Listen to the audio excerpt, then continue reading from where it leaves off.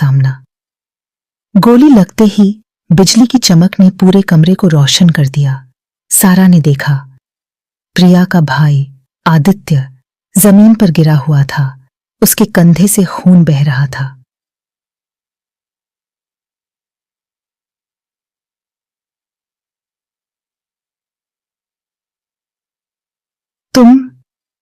तुमने उसे मरते देखा, आदित्य ने दर्द से कराहते हुए कहा। लेकिन तुमने कभी पुलिस को नहीं बताया। तुम सब डर गए थे उस नेता के खौफ से। सारा के हाथ कांप रहे थे।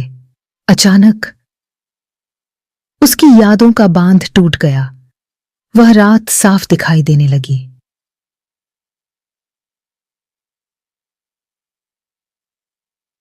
फ्लैशबैक। बारिश की रात, पार्क के पीछे का अंधेरा कोना, प्रिया और उस नेता के बीच झगड़ा, फिर एक गोली की आवाज, और फिर डॉगी मल्होत्रा का वहां आकर सभी को चुप करा देना।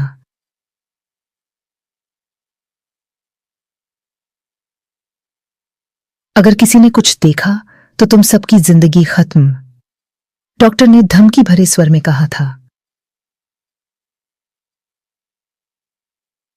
वर्तमान।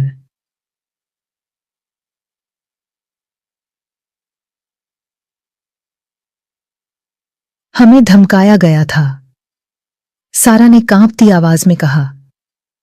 लेकिन मैं इस सच को दबने नहीं दूंगी। तभी कमरे का दरवाजा जोर से खुला।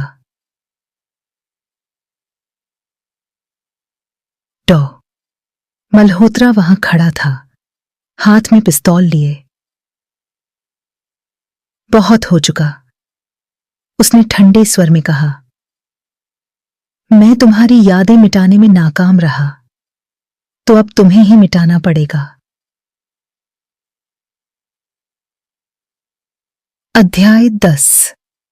अंतिम सच। सारा ने तेजी से छलांग लगाई और आदित्य का चाकू उठा लिया। डॉक्टर ने गोली चलाई, लेकिन चूक गया। एक जोरदार धक्के में सारा ने चाकू डॉक्टर के पेट में घोंप दिया।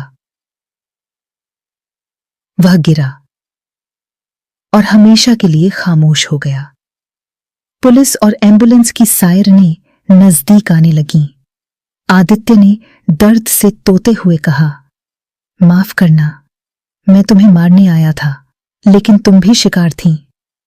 सारा ने उसका हाथ थाम लिया। अब खत्म हो गया, सच बाहर आएगा।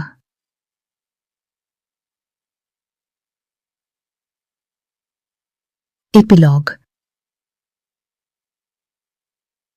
1 महीने बाद